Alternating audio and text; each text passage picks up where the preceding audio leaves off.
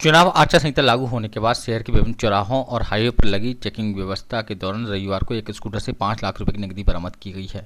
यह नकदी उपनगर मुरार के चेक सेंटर कारोबार करने वाले एक ज्वेलर्स के स्कूटर से बरामद हुई, लेकिन नकदी के संबंध में यह ज्वेलर्स कोई दस्तावेज नहीं दिखा सका। इसलिए पुलिस ने फिलहाल नकदी को जब्त कर लिया है।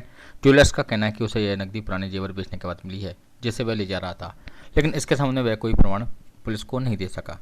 दरअसल चुनाव आचार संहिता लागू होने के बाद 50,000 रुपये से ज़्यादा की नकदी के लाने ले जाने पर रोक है। इसे लेकर पुलिस के साथ ही इनकम टैक्स और अन्य अधिकारियों द्वारा वाहन को चेक किया जा रहा है। इसी दौरान रविवार को स्थानीय नदी गेट पर आ रही एक एक्टिवा स्कूटर को रोका गया, जिसमें डिक्की में रखे 5 लाख रुपये मिले। पुलिस ज्वेलर्स की सफाई से संतुष्ट नहीं हुई, इसके बाद वरिष्ठ अधिकारियों को इसकी जानकारी दी गई। फिलहाल यह मामला आयकर और विक्रेकर के हवाले कर दिया गया है। कार्रवाई हुई है, 5 लाख की नकदी बरामद की है, क्या मामला है? ये आगामी विधानसभा को चुनाव देखते हुए आचार संहिता लगी हुई है, उसके तारतम्य में आज श्रीमान पुलिस अधीक्षक महोदय ग्वालियर द्वारा आदेशित किया गया था कि वाहनों की सघन चेकिंग की जाए, जिसके लिए हमने जो है नदी गेट पॉइंट के ऊपर हमारे सब इंस्पेक्टर प्रकाश राठौर और अन्य पूरी टीम लगी हुई थी, चेकिंग कर रही थी जिग जैग वगैरह लगा के।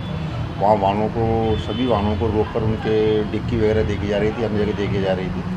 एक एक्टिवा गाड़ी थी जिसको कि चेक किया गया तो उसकी डिक्की में 5 लाख रुपए मिले।